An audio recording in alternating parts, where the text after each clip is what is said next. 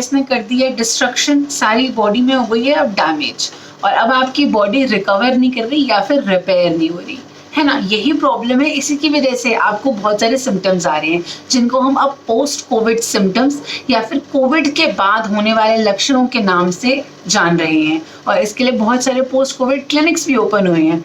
सो आज मैं उन्हीं पोस्ट कोविड सिम्टम्स के बारे में बात करने वाली हूँ। पहला क्वेश्चन सबसे कॉमन जो मेरे पास आता है वो ये है कि हमें कोविड खत्म हो गया है या फिर 15-20 दिन हो गए हैं पर फिर भी हमारा बुखार नहीं जा रहा, तो वो क्यों नहीं जा रहा, उसके लिए क्या कर सकते हैं बताऊंगी।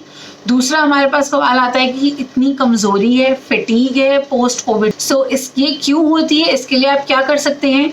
तीसरा है loss of smell after covid, loss of taste after covid infection, तो ये कब तक रहेगा, कैसे जाएगा, इस बारे में बताऊंगी। और आपको साइकोलॉजिकल जो डिस्टर्बेंस हुई है, अगर कोई मानसिक परेशानी हुई है तो उसके लिए आप क्या कर सकते हैं, उस बारे में बताऊंगी। इन 4 सबसे कॉमन सवालों का जवाब मैंने इस वीडियो में ऑफ पोस्ट कोविड इन्फेक्शन दिया है, सो वीडियो को एंड तक देखें। फिर भी कोई सवाल रह जाए तो मेरे इंस्टाग्राम हैंडल या फिर इसके कमेंट सेक्शन में आप मुझसे पूछ सकते हैं। सो पहली चीज़ है कि हमारा फीवर क्यों नहीं कम हो रहा है या फिर हमारा टेम्परेचर ठीक क्यों नहीं हो रहा। तो पहले तो आप इस बात को समझ लीजिए कि आपको वाकई फीवर है कि नहीं। फीवर किसको बोलते हैं, 2 degree rise of temperature than your normal body temperature is considered as fever, not 1 degree rise in temperature. So अगर आपका 98.6 अगर आपका नॉर्मल बॉडी टेम्परेचर है और अगर आपको 99.6 या 99.3 आपकी बॉडी का टेम्परेचर हो भी जाता है तो उसको फीवर में कंसिडर नहीं करेंगे। 100.6 हो जाता है, यानी कि 2 डिग्री अगर आपका टेम्परेचर राइज हो रहा है, अगर आपका 97 है तो 99 भी फीवर है, अगर आपका 98 नॉर्मल टेम्परेचर है तो 100 फीवर है। सो 2 डिग्रीज राइज अगर हो रहा है तभी वो फीवर है। यूजुअली लोग क्या बोलते हैं कि सारा दिन तो मैं ठीक रहता हूँ, बस शाम में मेरा टेम्परेचर जो है 99 या 99.5 हो जाता है। तो अब देखिए अगर 2 डिग्री राइज नहीं है ना, दिन भर में जो रह रहा है उससे जब आपको फीवर महसूस होता है उसमें 2 डिग्री राइज नहीं है, तो ये क्या हो सकता है, इट इज थर्मोरेगुलेटरी डिसफंक्शन। हमारे ब्रेन में हाइपोथैलेमस में IL-6 की वजह से कुछ गड़बड़ हो गई है, जिसकी वजह से हमारा थर्मोरेगुलेशन यानी कि जो टेम्परेचर को रेगुलेट करता है हाइपोथैलेमस वो थोड़ा डिस्टर्ब हो गया है। सो अगर 1 डिग्री राइज इन टेम्परेचर है तो इसके लिए बिल्कुल भी चिंता करने की जरूरत नहीं है कि थोड़े टाइम में अपने आप ही सेटल हो जाएगा। अब ये थोड़ा टाइम 2 हफ्ते से बढ़कर अगर 4 हफ्ते तक भी है तो भी चिंता की बात नहीं है। नेक्स्ट सिम्टम है फटीग, कमजोरी। पोस्ट कोविड के बाद सबसे ज्यादा पेशेंट्स आते हैं हमारे पास कमजोरी को लेकर कि मुझे इतनी टायर्डनेस है। पहली चीज तो अगर मैं कोई एक्सर्शन कर लूँ, कोई काम कर लूँ तो मैं दिन भर उसके बाद उठ ही नहीं पाता, या फिर मैं इतना थका हुआ महसूस करता हूँ कि मेरा काम करने का तो मन ही नहीं करता। तो अब ऐसे में क्या है कि अगर आप अपना CRP करवाएंगे या फिर ESR करवाएंगे तो हो सकता है आपकी रिपोर्ट्स में ये मार्कर्स थोड़े से रेज्ड आए, और अगर आएंगे तो इसका मतलब है आपको persistent low grade inflammatory reaction है, यानी कि आपकी बॉडी में अभी भी थोड़ी इन्फ्लेमेशन बाकी है, थोड़ी सूजन लो ग्रेड बाकी है। सो इसमें करना क्या है, अगर बॉडी में थोड़ा बहुत चीज़ बाकी है तो सबसे पहली चीज़ तो फटीग के लिए जो हम बोलेंगे वो रेस्ट बोलेंगे। कुछ मल्टीविटामिन हैं जो आप ऑलरेडी ले रहे होंगे अपने डॉक्टर की सलाह के बाद।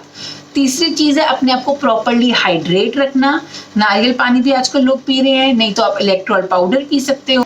और 4th चीज़ सबसे अंडर एस्टिमेटेड में भी रहती है, सबसे कॉमनेस्ट लोग जानते हैं पर नहीं करते, वो है आपकी हेल्दी और न्यूट्रिशियस डाइट। अगर आपको इतनी लंबी कोई बीमारी चली है तो धीरे थोड़ा टाइम लगेगा उसकी कमज़ोरी को जाने में, पर आप अपनी डाइट से, प्रॉपर हाइड्रेशन से और प्रॉपर रेस्ट से इस चीज़ को ठीक कर सकते हैं, और ये विदिन 2 to 4 मंथ्स ठीक हो भी जाएगी, तो चिंता ना करें।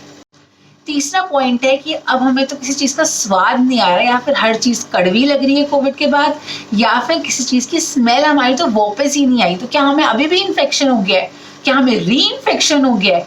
तो ऐसे री इन्फेक्शन जैसे टर्म्स अगर आपको नहीं पता है तो उनको इस्तेमाल ना करें, ना अपने दिमाग में करें। तो आप ये समझ लें अगर आपको स्मेल वापस नहीं भी आई है और अगर टेस्ट वापस नहीं भी आया है तो भी कोई बात नहीं, हमारे पास कुछ ऑल्फैक्टरी रिसेप्टर्स होते हैं। अब क्या है कि जब वो ऑल्फैक्टरी रिसेप्टर्स जो है ब्लॉक हो जाते हैं तो ये प्रॉब्लम हम फेस करते हैं। सो आप ऑल्फैक्टरी ट्रेनिंग कर सकते हैं, यानी कि अपनी नाक को थोड़ा ट्रेन कर सकते हैं अगर चाहें तो।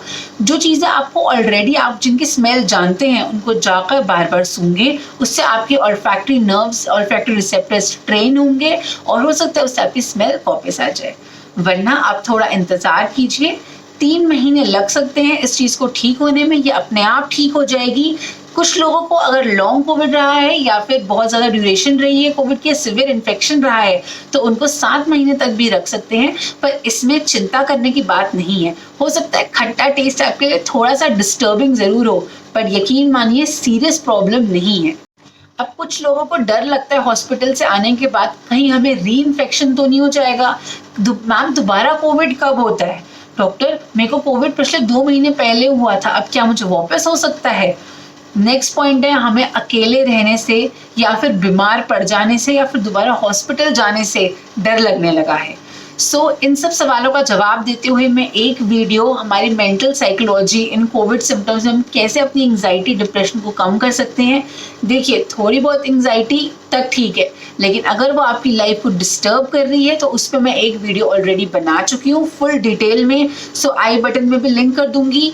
उस वीडियो को जाकर देखें अगर आप इस प्रॉब्लम से फेस कर रहे हैं तो। Thank you very much for watching. If you like it consider subscribing. नमस्कार।